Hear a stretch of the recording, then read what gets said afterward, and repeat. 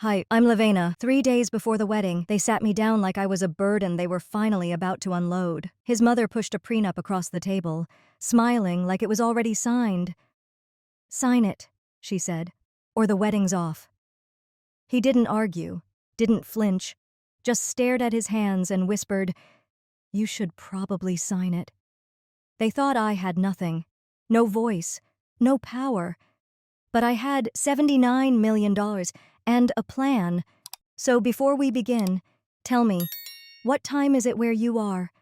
And have you ever had to smile while being silently gutted by the people who claimed to love you? Because this isn't a love story, it's an autopsy. And it starts right here. I didn't cry. Not a tear. I simply walked out of that dining room like I had already won. My heels tapped softly against the marble floor as I moved toward the guest restroom, holding the leather envelope as if it were something sacred, though everything about it felt dirty. My reflection met me in the mirror, calm and composed, but my hands trembled. I placed the envelope on the counter and stared at it. Then I laughed, quiet, bitter. So this was how they played. I took a deep breath and opened it slowly. The air in that powder room felt colder than it should have. As I scanned the pages, my stomach twisted. Clause after clause. It was an insult wrapped in legal jargon. Ramona didn't just want to protect her son's assets. No. She wanted control. Full control. Every word dripped with contempt. Infidelity clauses, inheritance waivers, even a condition that if I ever sought therapy without Braden's approval, I'd be penalized financially. I could almost hear her voice saying, "We can't have you acting unstable." Braden's signature was already there. Neat, precise. Probably signed before dinner. Probably before he picked me up tonight with that faint smile like everything was fine. I felt my breath hitch. This wasn't just a document. It was a declaration of war. I pulled out my phone, my real one, and turned it off. Then I reached into my clutch for the backup burner I kept, just in case. Call it paranoia. Or maybe I'd just learned the hard way.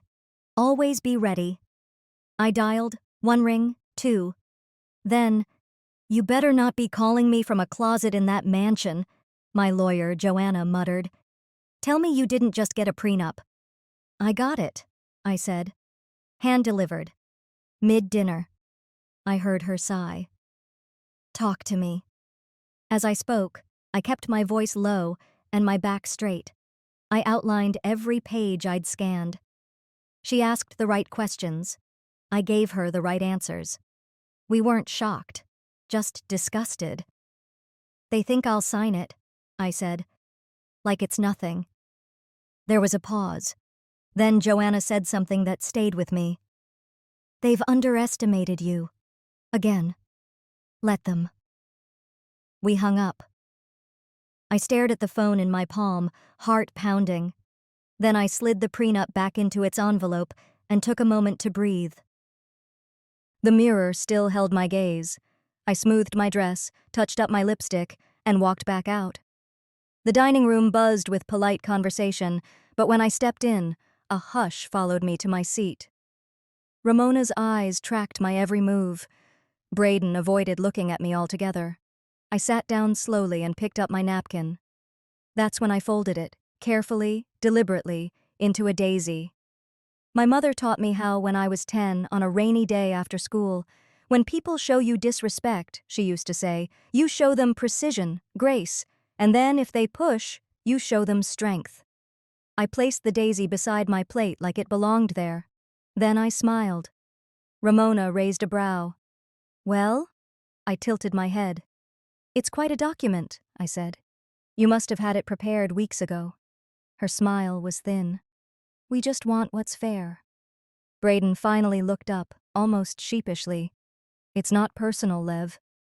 I wanted to laugh, but I didn't. Instead, I turned to him and said, "Of course not. It's just legally binding emotional warfare served with steak and potatoes." He flushed. Ramona looked pleased with herself. The rest of dinner crawled forward, but I didn't say another word. I didn't have to. Every smile I offered was calculated, every nod rehearsed. And when dessert came, some overcomplicated lemon tart, I excused myself again, this time claiming I had a call to take. I went to the veranda instead. The sun was low, casting golden streaks across the valley. I stood there, letting the cool air touch my face. And for a moment, I let it all in. The betrayal, the humiliation, the bitter taste in my mouth that wasn't from the wine. But underneath it, there was something else. I didn't feel defeated. I felt clear. This wasn't just about a wedding. It wasn't even about love, not anymore. This was about power, about worth. And they were about to learn the cost of underestimating someone who built herself from nothing. From behind me, I heard Nerida step out. She didn't say anything at first, just stood beside me, her hand brushing my elbow gently. "You okay?" she asked. I nodded. "Yeah." She looked at me for a moment, then leaned in. "Whatever you're planning, make it good." I smiled. "Oh, I will." Back inside, Ramona was laughing about something with Marjorie. My brother Cullen was telling a story I'd heard 5 times already, and Braden was drinking his 4th glass of Merlot. I sat down again and waited for Ramona to glance my way. When she did, I gave her a smile so serene it made her blink. Before I left the room, I smiled and whispered, "Challenge accepted." I was walking straight into war, with a folder of evidence and a smile. It was nearly midnight by the time I stepped into the guest house. The air inside was still warm from the day, but the silence had cooled it. I kicked off my heels at the door, unzipped the side of my dress, and let it fall over the chair like the night had never happened. But of course it had. Outside on the patio, the vineyard shimmered beneath the moonlight. The Keller estate stretched for miles in every direction, rows of neat vines, perfectly aligned like soldiers following orders. I wrapped a light shawl over my shoulders and stepped outside, barefoot. The stone beneath my feet felt grounding. I didn't shake. I didn't cry. I thought. I was still there when I heard the door creak open behind me. I didn't have to look to know it was Nerida. She didn't speak right away, just handed me a glass of wine and took the chair beside mine. We sat for a moment, letting the breeze settle between us. She was the one to break the silence.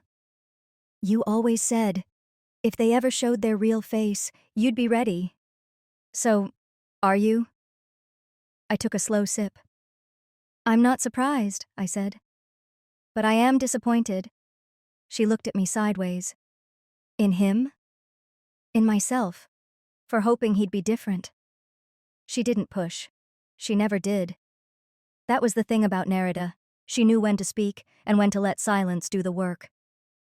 I reached for the small clutch I'd dropped on the patio table earlier. From a hidden pocket inside, I pulled out the second phone. Matte black. No identifying features, just clean utility. I powered it on, watching as the signal bar lit up. Then I scrolled through until I found the contact labeled Isolde Brandt.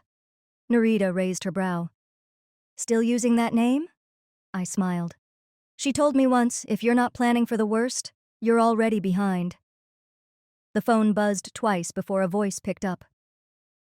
"You're calling early," Isolde said. "Late, technically," I replied. "I need to activate the counter-contract, the one we drafted last December." There was a pause. "He signed something tonight, didn't he?" "His mother handed me the prenup like she was delivering a pizza." "Tell me you didn't sign." "Of course not," I said, a little sharper than intended. Then I softened. "But I read every word." She chuckled dryly. "Good. Then you'll know we anticipated almost all of it. The assets clause, the therapy stipulation, the inheritance gag order. It's textbook manipulation." "I want to escalate," I said. Quietly. No scorched earth. Not yet. Isolde was quiet for a beat. "We've got the revised agreement ready. If he agrees to it, we move forward. If not, I walk," I finished, "and I take the receipts." Nerida didn't say a word. She watched me like she always did, reading behind the eyes, not just the mouth. When I hung up, she took a slow sip of wine. "You're not hesitating," she said. "I've been hesitating for months," I answered. Just not out loud. There was a knock on the guest house door. Both of us froze. I looked at the phone in my hand, then at her. Without speaking, I slipped it back into the hidden pocket and adjusted the shawl around my shoulders. She rose, whispered, "Need me to stay?" "No, but thank you." When I opened the door, Braden stood there, shirt slightly untucked, tie loose, wine on his breath. "Hey," he said sheepishly. "I was hoping you weren't asleep yet." I stepped aside. "I'm not." He walked in slowly, his gaze scanning the room like he was looking for something, maybe guilt, maybe a reason not to feel it. "I just wanted to say I'm sorry," he muttered. "About earlier. My mom, she didn't mean to scare you. She's just, you know how she is." I stayed quiet, let the silence stretch. He rubbed the back of his neck. "It's not like I wanted to do that. It's just, she's always been the planner. She thinks she's protecting me." "From what, exactly?" I asked, voice flat. He didn't have an answer. Or maybe he did, but he knew it wasn't one he should say out loud. "I mean, we're still good, right?" he asked. "You and me?" I looked at him, really looked. And for the first time in a long while, I saw him. Not the man I thought he was, not the life I thought I'd have, but the boy he still was. Afraid of conflict, afraid of truth, addicted to comfort. I gave him a small smile, just enough to keep the mask on. "We're fine," I said. "For now." He nodded, like that was enough. He walked toward the door, mumbling something about an early start tomorrow. I watched his back, his slouched posture, the slight stagger in his step. Before he pulled the door closed behind him, I caught his reflection in the glass. Still convinced I was the one chasing this wedding, and I waited until I heard his footsteps fade down the gravel path before I moved again. Still chasing the wedding? He really believed that. I sat there for a long time, letting the weight of it all settle over me, not crushing, but clarifying. That night, I didn't sleep. I lay in bed, eyes open, thinking of all the ways people show you who they really are when they think you're not paying attention. By morning, the air had cooled. The sunlight crept gently over the vines. I slipped on a light sweater, pulled my hair into a low knot, and left the guest house quietly. No one was awake yet. Or maybe they were. They just knew better than to meet me out there. I needed space. Not for peace, but for precision. The garden behind the main house stretched along the property like a secret someone once cared about, but hadn't touched in years. Overgrown roses, fading trellises, beautiful in a tired kind of way. I followed the gravel path behind the greenhouse until I found the little iron bench tucked beneath a line of old sycamores. I sat, slipped in my headphones, not for music, but because people speak more freely when they think you're not listening. It didn't take long. Ramona's voice came first, crisp, sharp. She was somewhere on the other side of the rose hedge, probably by the stone table where she liked to drink her second coffee. "She'll sign it," she said. "Women like that, raised poor, no real family support. This wedding is a ladder." She's clinging. I didn't blink.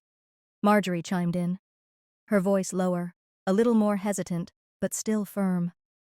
Just like she clung to Cullen when he got promoted. I still don't understand why he let her live with us all those years. There it was, the kind of insult that pretends to be confusion. They didn't know I could hear.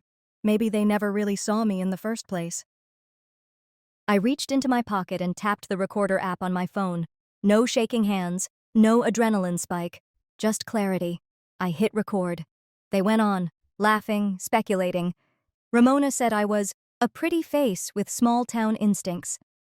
Marjorie wondered aloud if I'd planned the whole engagement just to get a piece of the Keller name. Their words didn't hurt the way they might have once. They didn't slice. They accumulated. Quiet, steady weights stacking one by one, forming a wall I'd no longer pretend didn't exist. When their voices trailed off, I stopped recording, sat still, let the silence return. I pulled out my phone again and scrolled through my messages, found Cullen's name. The last time we spoke, he told me to let things go for the sake of family peace. This time I typed, "Remember when you told me to let things go?" I didn't. I just waited. Then I hit send. I took the long way back to the house, past the west orchard and down the slope behind the pool. By the time I reached the back steps, the patio doors were open and the brunch table was already being set. Ramona saw me first. "Oh, there you are," she called brightly. "We were just saying you must have gone for a little walk. Did you sleep okay?" I smiled. Like a rock. She poured coffee into a white china cup and handed it to me with a rehearsed warmth. "You should eat something. It's going to be a busy day." I took the cup, nodded, sat. Across the table, Marjorie talked about florists and seating charts, pretending her fingers weren't still laced with judgment from just an hour earlier. I didn't mention the garden. I didn't mention the recording. I sipped my coffee, added just enough sugar to keep it neutral, and matched their fake warmth with one of my own. That's the thing they never got about me. I don't scream. I don't storm out. I listen. I wait. And when the moment comes, I don't warn. They thought silence made me weak. But silence is where I sharpened my aim. Tension started long before that. Around 5:30, the staff began setting the long, formal table in the east dining room. Silver polished, candles lit, linen folded so tight it looked like someone was trying to hold their breath. I watched it all from the upstairs landing, arms crossed, a cup of tea going cold in my hand. They moved around like everything was fine. Like nothing had been said in gardens or whispered through wine glasses, like weddings were fairy tales, not power plays. At 6:50, I went back to my guest house and changed, charcoal gray dress. No jewelry but a single thin gold band on my right hand. It wasn't about style, it was about armor.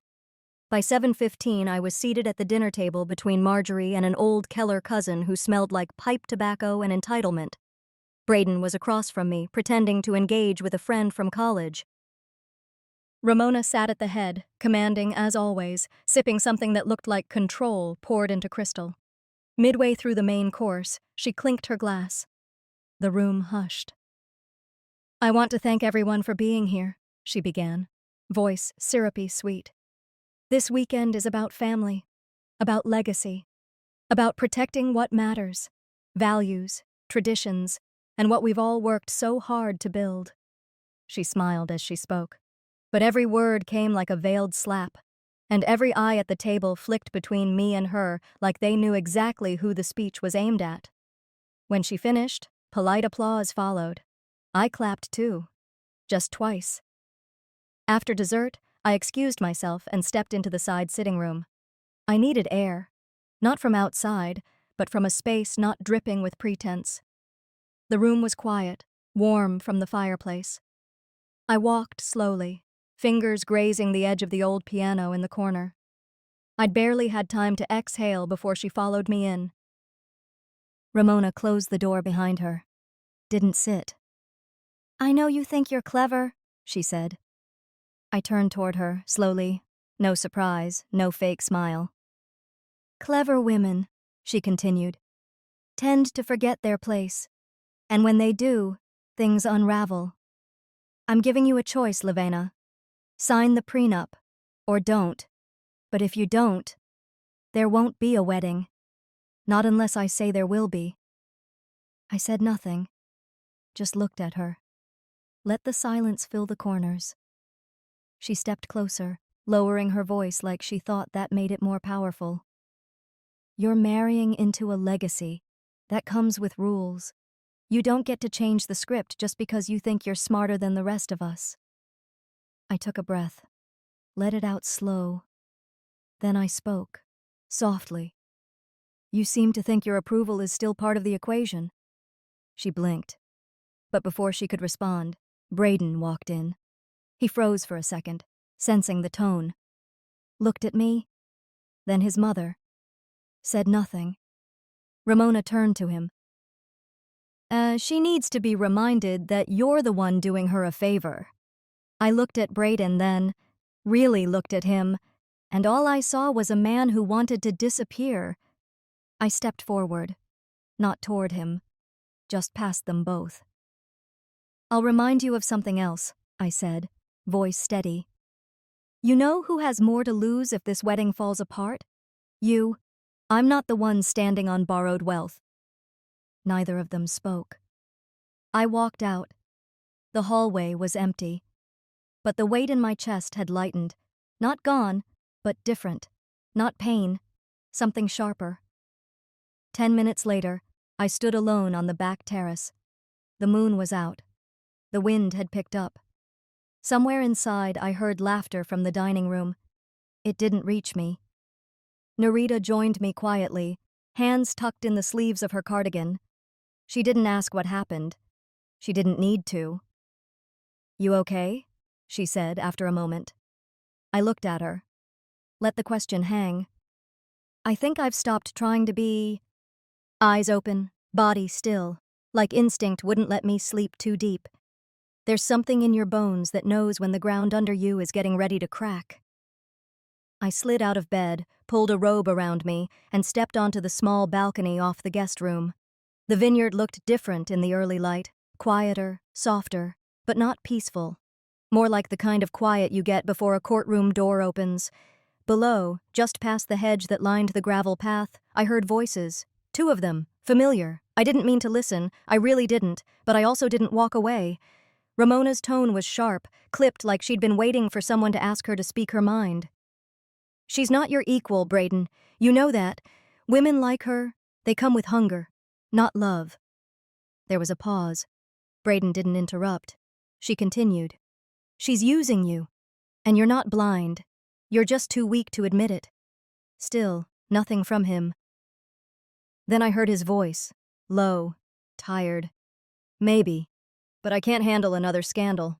If she walks, it'll look like I failed again. Failed again. Not hurt. Not lost. Not loved. Just failed. She won't walk, Ramona said, her voice flat. Push harder. She'll cave. I didn't even realize my hands had gripped the railing until my fingers started to ache.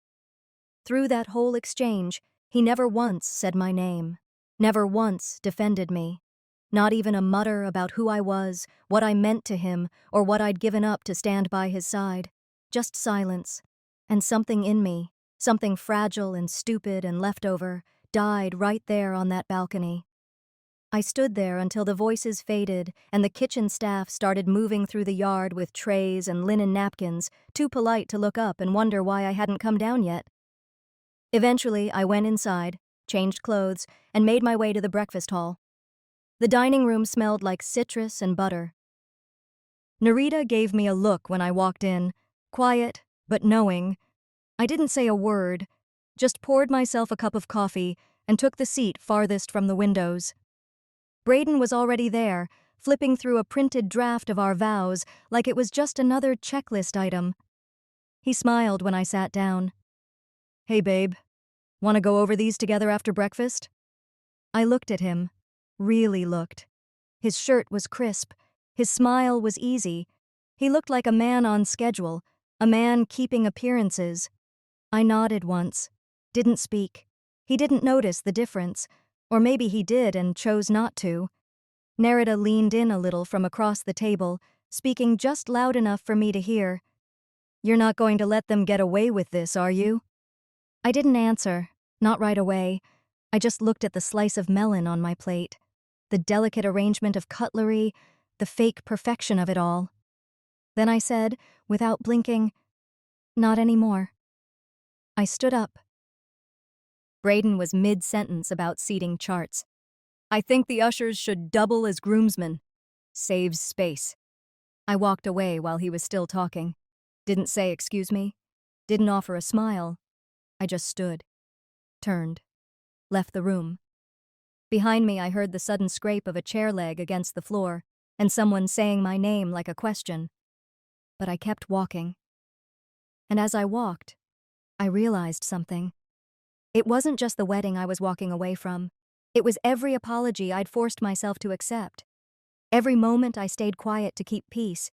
Every time I thought love was about swallowing truth to stay desirable. No more. That morning, I stopped rehearsing for a wedding and started preparing for a war. Draft of the vows and wrote a new one. Just one line: I owe you nothing. Then I closed the laptop, stood, and let the silence stretch. The kind of silence that fills a room when you've finally made peace with the truth. Not the one you're told to believe, but the one that's been staring you in the face for years. By early afternoon, a knock came at the suite door. Narita opened it before I had the chance.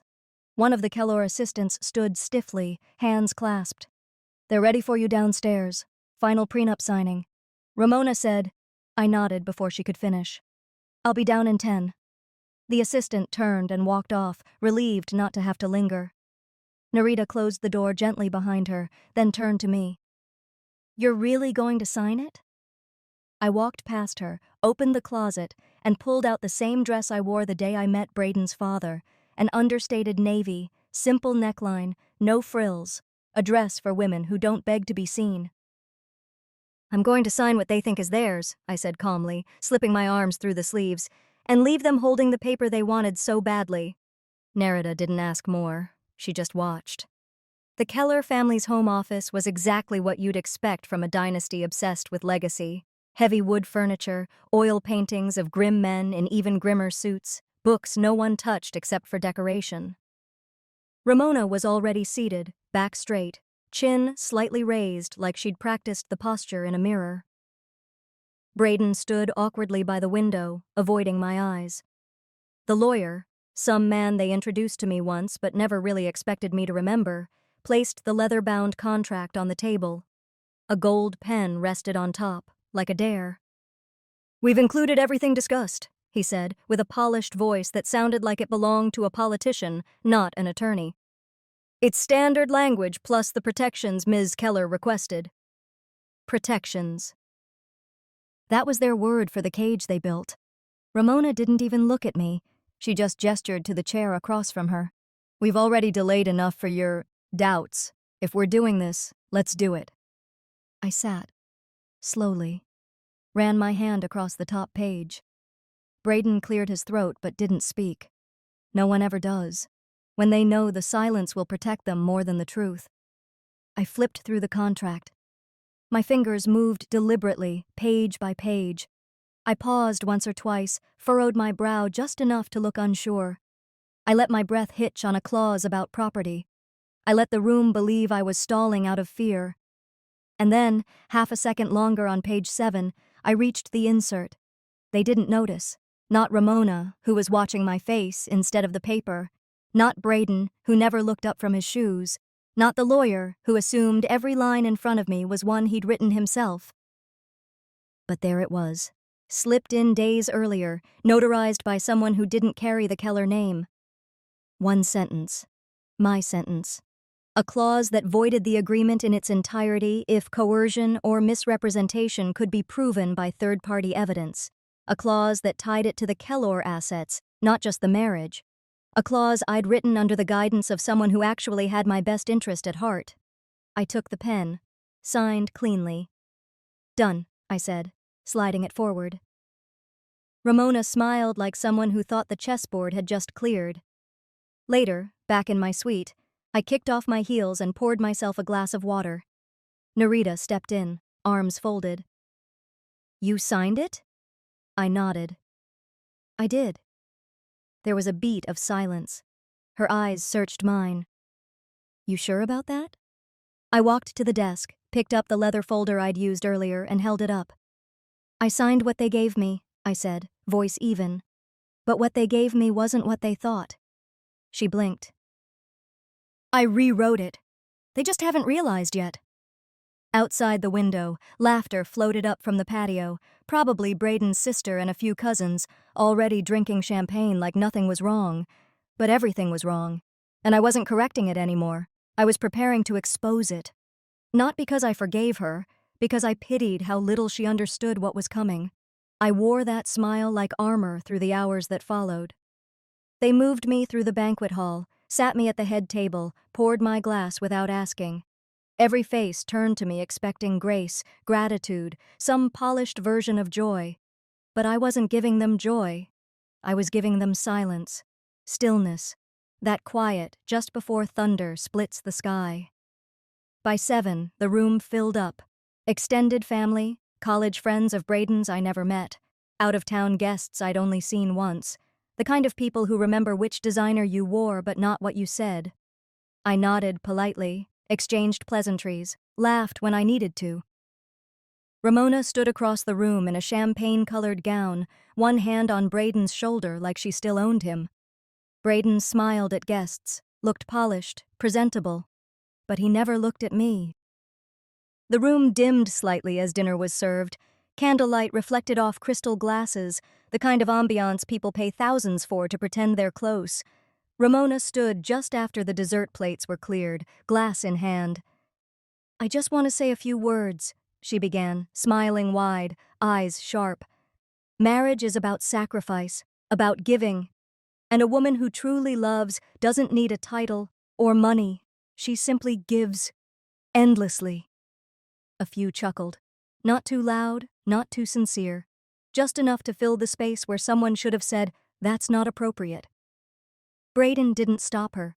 He didn't shift, didn't flinch. He just took a sip from his wine glass and let her keep going.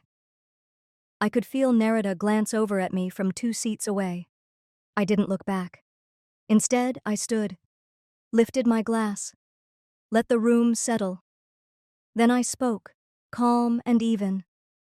And a man who truly loves doesn't let his mother speak in place of his heart. There was a pause, soft, stunned.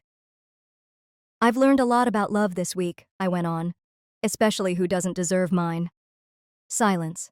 No clinks of forks. No quiet coughs to soften the moment. Even the air felt like it stopped moving.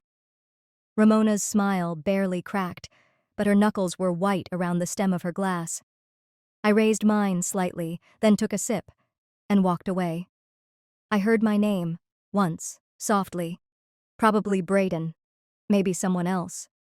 But I didn't turn. I pushed the heavy door to the hallway open and stepped out, the sound of my heels against the marble floor the only thing following me. Ramona caught up within 30 seconds. "What exactly are you trying to do?" Her voice was low but shaking. I turned to face her. "I'm done waiting to be respected," I said, meeting her eyes. "You'll understand what that means soon." I left her standing there, alone. When I reached the suite, the weight of the day didn't crash down on me. It settled, like something I'd expected, maybe even welcomed. Nerida came in 15 minutes later. She didn't knock. Just came in, closed the door behind her, and stood silently for a moment. She saw the fireplace lit. The prenup copy, their copy, burning slowly in the flames. "You're not scared anymore," she said quietly. I didn't respond right away. Just watched the edges of the paper curl, darken, turn to nothing. "No," I said finally. "Just sharpening my aim." She stepped closer, her presence calm but steady. I could feel it. Something shifting, like gravity itself had turned just a little, just enough to pull everything into a new direction. The next morning wouldn't be about flowers or dresses. It would be about exposure, stepped off the stage of that dinner. And I knew every smile they gave me that night would curdle by morning. At sunrise, I stood by the window of the suite. The estate grounds stretched out below me, manicured and smug. The air was still, too still, the kind that creeps into your lungs and dares you to exhale first. I didn't wear white. I wore a soft robe in steel gray, the fabric heavy on my skin. Nerida brought me tea, the kind she always made when I looked like I was holding too much in my chest. She didn't ask questions. She didn't need to. She knew the clock had started ticking. Ramona arrived just before 8. She didn't knock, just let herself in, her heels echoing across the marble like she was entering her own ballroom. She gave me that polite smile, the one polished enough to pass inspection, but soulless enough to mean nothing. "Tea?" I offered, motioning to the empty chair across from mine on the balcony. She hesitated, then sat. Her gown was cream silk, expensive, loud in its quietness. We sat in silence for a while, staring out over the lawn. From a distance you could hear the early rehearsals, violinists warming up, the wedding coordinator yelling softly into a headset. Ramona sipped once, then said, "At least today won't have surprises." I smiled. Then there was a knock at the suite door. Nerita opened it, glanced back at me. Her face didn't change, but she stepped aside. A man in a dark suit entered, calm, pressed, and purposeful. I stood. "Ramona, this is Mr. Halverson, my attorney." Her teacup halted midair. He stepped forward and handed her a sealed envelope. No flourish, no threat in his tone, just a delivery. She opened it. Her fingers shook. "This," Mr. Halverson said, "is a petition to void the prenuptial agreement on the basis of coercion, intimidation, and fraud." Ramona's throat moved, but no words followed. "We have recordings," he continued, "of your direct threats. We have the independent notarization of the revised clause. Should this proceed to court, your family's assets will be subject to review, and if necessary, public scrutiny." She gripped the envelope so hard I thought it might rip. "Of course," he added, "this can stay private, if you walk away." Braden walked in just then. He looked like someone had told him to smile and hadn't explained why. "What the hell is this?" he asked, glancing at the papers in his mother's hands. Ramona couldn't speak. Mr. Halverson turned slightly toward Braden. "Legal due diligence. Nothing more." Braden looked at me like I'd just detonated a building. "You're going to destroy everything." I held his gaze. "No," I said. "You already did that. I'm just signing the paperwork." And I did. In front of both of them, I signed my name at the bottom of the form. Slowly. Clearly. Like someone signing a death certificate, only this time it wasn't mine. But Ramona wasn't done. She reached into her clutch and pulled out a manila folder. With practiced elegance, she slid it across the table. "A psychiatric evaluation," she said. Too sweet. "We thought it best to have on record, in case the press starts asking questions after the wedding." My hands didn't move, but my stomach clenched. "Claiming emotional instability, manipulative behavior, narcissistic traits," she added, smiling like it was a favor. Mr. Halverson leaned in, picked up the folder, and began to scan it. He frowned. That's when the door burst open again. Nerita stepped in, holding a slim tablet in one hand, a stack of papers in the other. "You might want to be more careful where you steal from," she said to Ramona. Ramona blinked. "Excuse me?"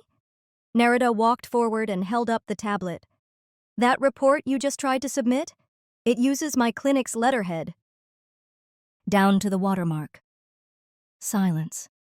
"And unless you somehow gained access to our private patient template, without a license, without a file, and without a medical interview, you've just committed felony fraud." Ramona paled. "I've already sent the forensics to my legal team," Nerita said. "I'm sure they'll enjoy their Sunday." Braden looked between us like he'd wandered into a storm without a raincoat. Ramona finally spoke. Quietly, bitterly. "You think this makes you righteous?" I looked at her, voice steady. "No. It just makes me free." The sun kept rising. The guests kept arriving. They clapped when I walked down the aisle. But they didn't know what they were clapping for. Jazz curling through the corners of the reception hall like it was trying not to wake anyone. Silverware clinked lightly. People laughed in short bursts, too polite to be real, too nervous to be ignored. The air was full of things no one dared name. I sat at the head table in that same steel gray gown. My hands rested lightly in my lap, my fingers folding and unfolding the edges of a linen napkin I hadn't realized I'd picked up. The same shape. A leaf. The very one Ramona had smirked at back on the first day. "That's not how we fold napkins here," she'd said. I didn't respond then. just unfolded it, smoothed it out, and quietly did it my way again. Now it sat between my palms like a memory. Braden appeared to my left, standing just behind my chair. I felt his shadow before I heard his voice. "Why didn't you just leave?" he asked, low and brittle. I looked straight ahead. Because silence was never surrender. It was strategy. I didn't say that aloud, but I turned to him and said the next closest truth I could bear to say aloud. Because leaving would have let you think you won. He didn't sit. He just stood there for a moment, then nodded once. Slow, like a man trying to act like he understood something far too late. And maybe he did, but not deeply enough to change anything.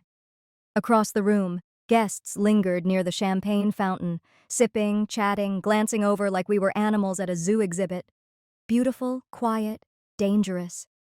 But no one dared to get close enough to ask why the bride hadn't smiled once. Ramona didn't come to the reception. Word had spread through the servers. She'd left just before dinner, slipped into a black town car with no fanfare and no explanation, no toast, no goodbye. Nothing but the cold vacuum of her absence. A woman I didn't recognize, someone from Braden's extended circle, maybe a cousin, leaned down as she passed and whispered, "You've held yourself so well through all this. I don't know how you do it." I looked at her. "You have no idea what it took to keep this together." She blinked, smiled awkwardly, moved on. Nerida eventually slipped into the empty seat next to mine. She didn't speak right away. She didn't need to. She saw what I was doing, unfolding, then folding, the napkin again and again. "You're still working through it," she said, not as a question, but as an observation. I didn't look up. "I don't know what to do with my hands when I'm not fighting." She smiled faintly. "That's because you were never just defending yourself. You were building something." I let the napkin rest. The music had shifted to a mellow piano-heavy tune, almost too soft for the space. My phone buzzed. I pulled it from the inner pocket of my gown. Yes, I'd asked for one with pockets. No one thought to ask why. I didn't offer. Voicemail.